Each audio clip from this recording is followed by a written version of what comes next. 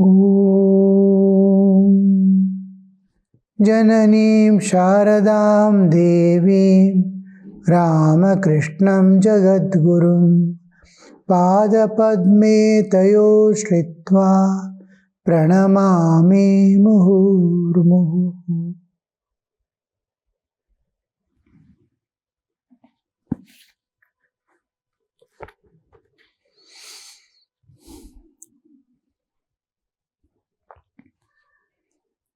Master was telling God can have any form and appear in any form. The Master sang, a mendicant has come to us, ever absorbed in divine moods. How God comes. Vijay, God has infinite power. Can He not reveal Himself in any form He chooses? Man is a speck of dust, and he dares come to a conclusion about God. How amazing! God is this, God is that, and God is not this, God is not that. He is confirming and telling. He appears and disappears in this world in no time. Like lightning, He appears like lightning, it disappears. And He has no existence. He is like a speck of dust. It appears and disappears. Where it came from, where it went, we do not know. And He is deciding what God is and God is not. When we see the same thing with spiritual view, that speck of dust has the infinite within it. It is not just a speck of dust. When we see, when he possesses ego, he becomes ego, that is ego of the world. If he possesses, he is a dust. If he gives up that ego, if ego is not there, he is Purna. He is divine. He is eternally free. He is Atman. The ego, that I, which has the kartritva, I do, I enjoy, I know, this I can do, I will do. This, in that we have two aspects of being good and being bad, evil and good. Asuri Sampat and Daivi Sampat. This ego can have Daivi Sampat. I am child of God. It can have Asuri Sampat. I will see that nobody else will be greater than me. That ego, this ego is not there.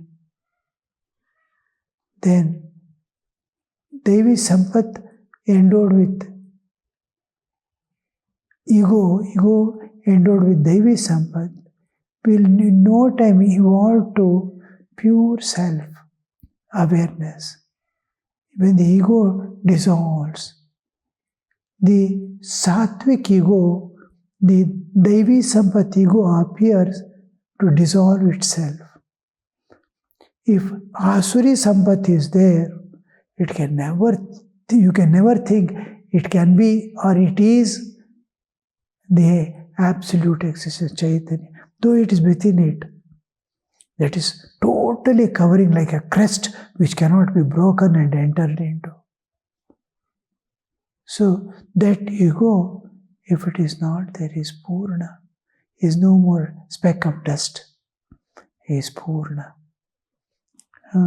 That's why you are not a drop in an ocean, but you are drop in which ocean is there. You are a drop with ocean within you. How much difference you see? You are a drop in an ocean and you are a drop containing the ocean within it.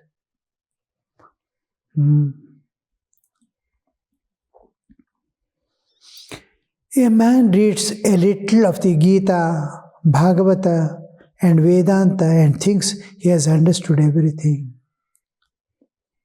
Once an ant went to a hill, this master is telling, a man reads a little of Gita, Bhagavata, and Vedanta and thinks he has understood everything. The real understanding, he has read the Bhagavata, Bhagavad Gita, and Vedanta is not. The proof is that he has read is absolute humility. He presents God and others before him. He cannot express himself, he cannot show himself to them because he has understood what is being told there. Once an ant went to a hill of sugar.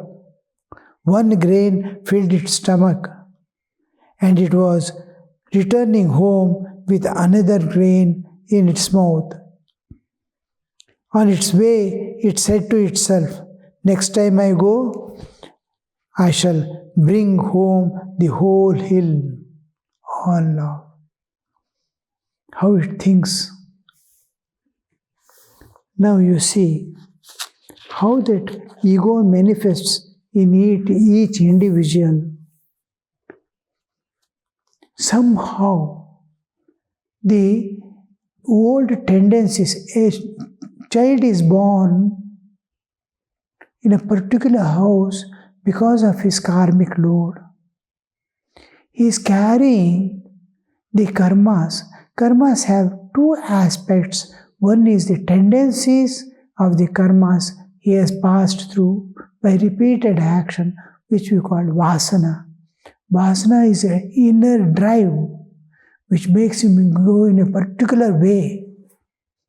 If his vasanas are that instinct or that drives him towards enjoyment, then his eyes will be seeing only a world of enjoyment.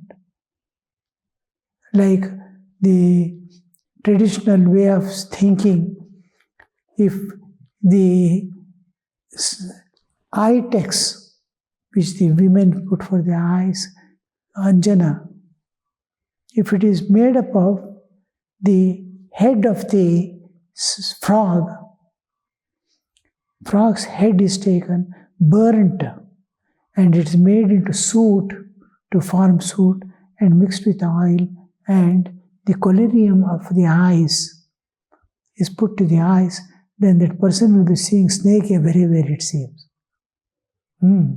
Because it is snake's head. Frog will be always, frog's head. Frog will be seeing always snake. Where is it is going to be caught by is aware of in its awareness that snake is there. When the frog's head is burnt and with that this one suit, collyrium is done. It's applied to man. Like that, each man comes with a vasana. He sees the world of enjoyment. Another sees world of divine. Each one is seeing his own world in this world. Varieties of things. Varieties. It wonders. What is this? What is this? You can see each one coming with a particular attitude, having that attitude and going. This makes a lot of difference. It is that it is going to take him in that particular inner drive is there, and external enticement is there. External world is calling. See, what you want is here. Each one, what is his propensities, he will see, he sees it is calling him. Enjoyments, everything he sees, enjoyment is calling. Anything he wants to enjoy. A person born with love and sacrifice, he sees a world where he can sacrifice, he can give and run, earn and give, get and give. How that giving that, and nature is prompting him to give. Another person with the tendency of enjoyment, the world is promising to give, enjoy, enticements. And world is such a thing. Whatever you feel, you are projecting yourself on this world. World is like a mirror. Whatever face you show, you will be seeing the same face in the mirror. It exactly replicates. One boy was there, and from school he came, and he was tired, playing and all that, and mother is giving him food, and then he is eating, and he's thinking something of a friend, and he's eating and telling, let that boy perish, let that boy perish. Mother is telling, what are you telling? Whom are you talking to? Then suddenly he comes to senses. That, no, mother, that one boy, when I was coming, he threw a stone at me. I turned, he ran away. So I was thinking in my mind that let that boy perish, let that boy perish. And mother kept quiet. Now she said, my child, this nice food is there. Why are you remembering that? I have prepared fine coffee for you. You see the smell of the upma I have kept in front of you. Enjoy this now. Forget that. Then his own mind goes into he nicely eats and then goes, and he's ready to go for play. Then he goes for play. When he comes back from play, mother says, now it is just evening. Shall we go a little away and come? Will you come with me? Yes.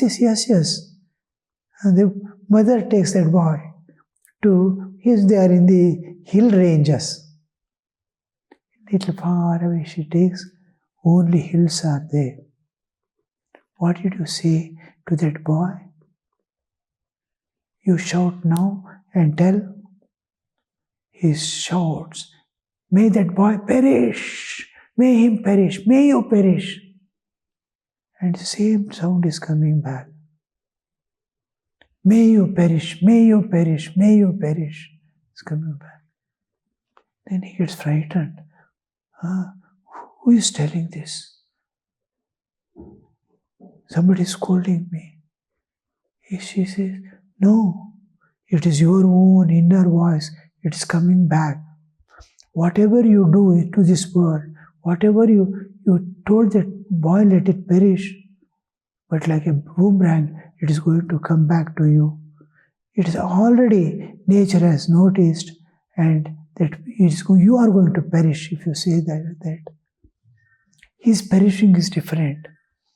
But you have already started burning inside. The perishing has begun within you. By the time it reaches him, how much of commotion it is producing within you. How much anger it is producing. You are already being consumed by that word perish. He gets frightened. No, we'll go home. She says, why should we go home now? You sit. And now you tell something good. What shall I tell? Something good. You all get on well. May you all flourish, you tell. Then he shouts, may you all flourish, may you all be well. The same thing is coming back. May you all be well, may you all flourish. Then mother says, whatever you do to this world will come back to you in some way or other. Never think of harming anybody. If anybody does anything, go and pray to God to make him all right. That's all right you have and capacity you have.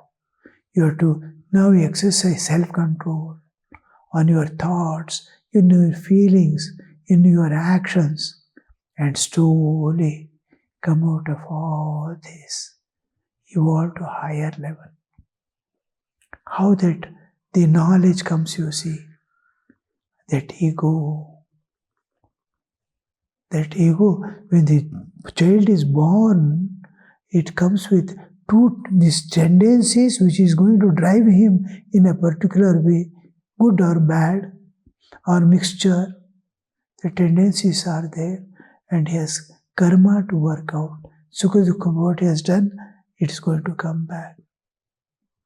Now, the Sukha Dukkha has to experience that Sukha Dukkha, so that ego manifests to experience Sukha Dukkha. And that ego manifests to put out what is pressure inside, the past tendencies, vasanas. Vasanas are supporting ego. Vasanas, the karma phalas are supporting ego. It is creating. And it is being sustained by continuous forces working from within. And if he has to find a place where karmas do not work. Now, Bali, this Vali and Sugriva, in some incident, they become enemies. And then he beats him and he wants to kill him.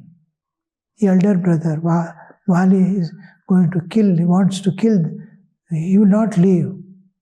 Though his younger brother, and by mistake, he has thought that he is dead already and comes back to see.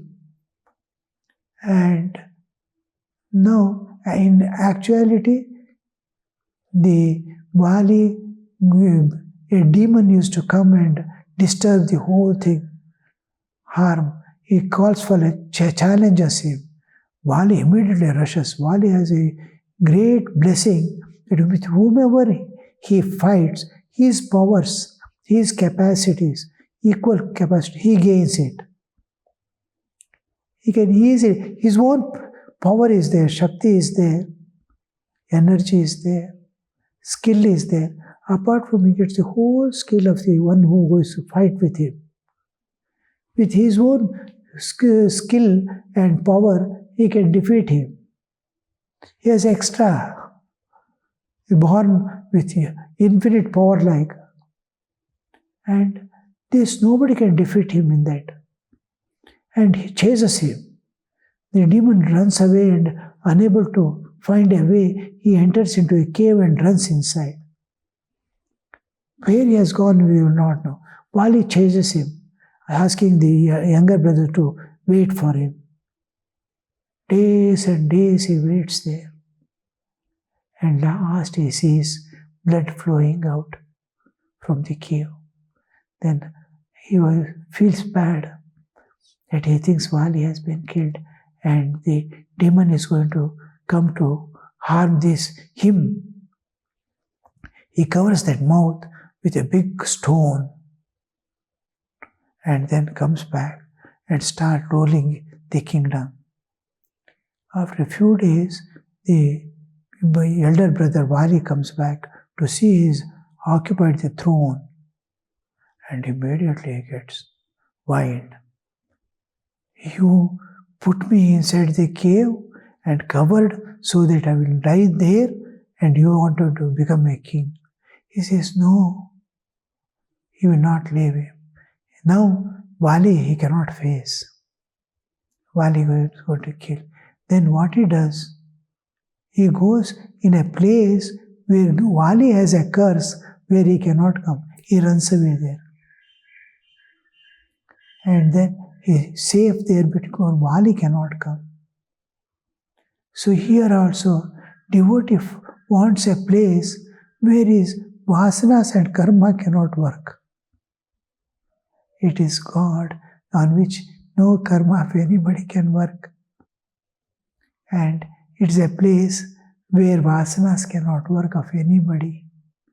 He is Lord of the universe. His power has created this Maya, world of Maya. So when the Jiva goes and takes refuge in God, he takes refuge in God. Then no karma, no vasana can work on him. His own vasanas. with which he was born cannot work on him, because he has taken refuge. When a person takes a refuge in a person, the person who is giving him refuge has the power to protect him in every possible way. So he is safe there. When God Himself has taken refuge, he has nothing more to fear. Nothing can harm him, enter him. The vasana has to leave him forever and go away. So here we see the surrender, self-surrender to God.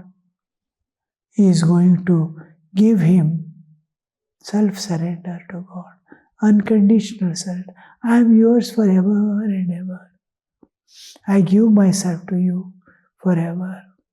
Not to think of anything else. You are my refuge.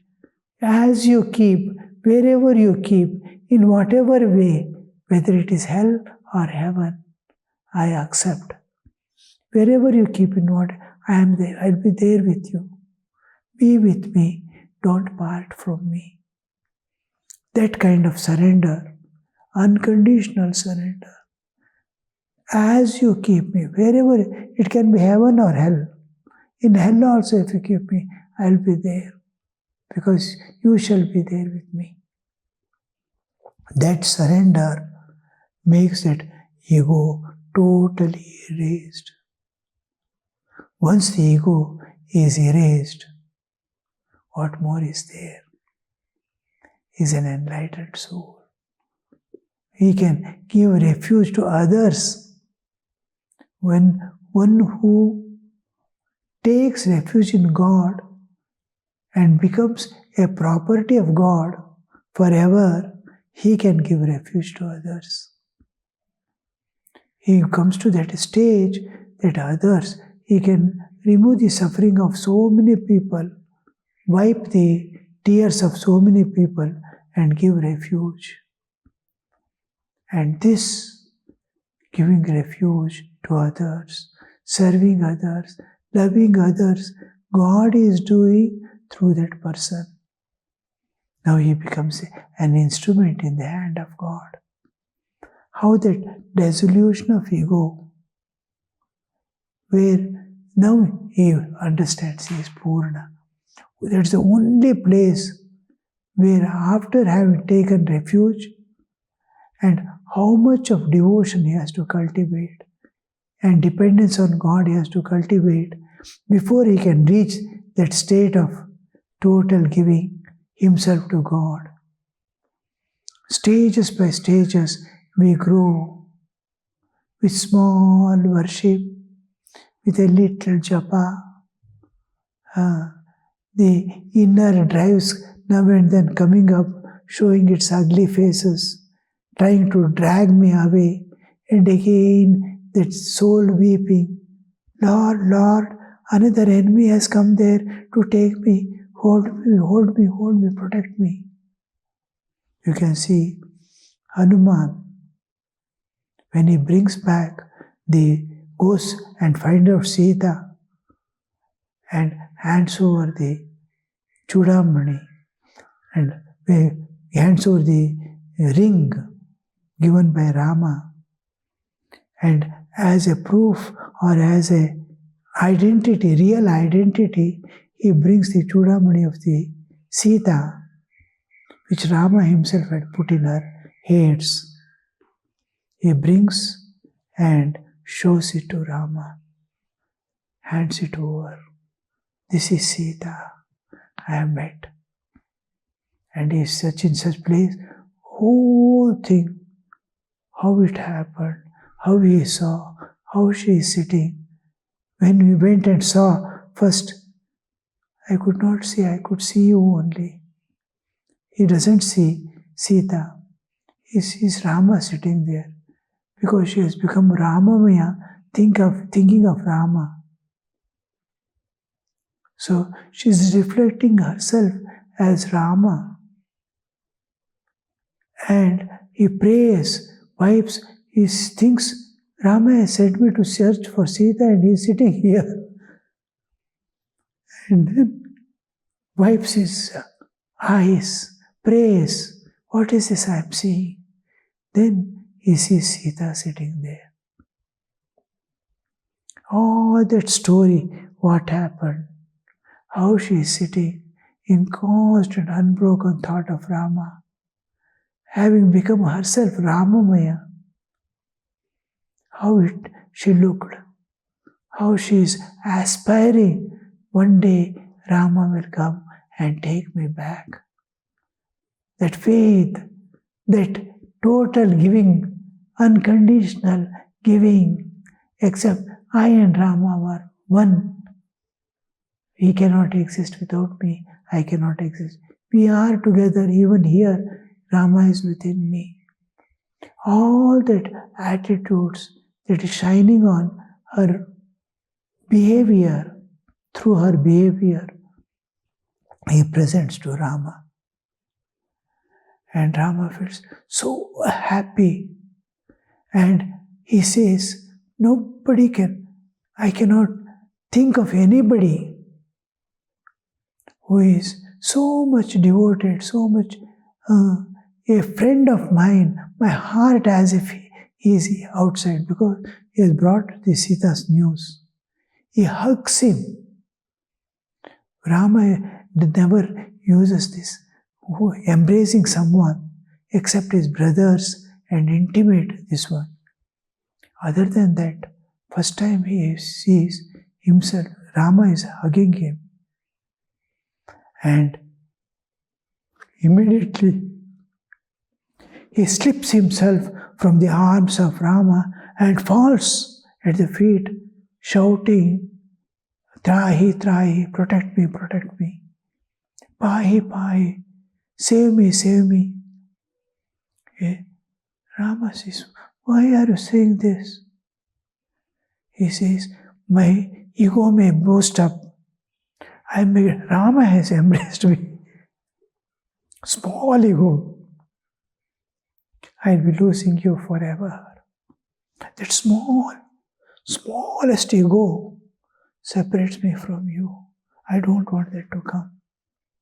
That is ego. By grace of God, that ego goes away and he enters into the realm of God to be one with Him. With this, we are ending that chapter. Now we'll be entering next class, the 30th chapter, the Master in Various Moods. Om Shanti Shanti Shanti Hari Om Tat Sat.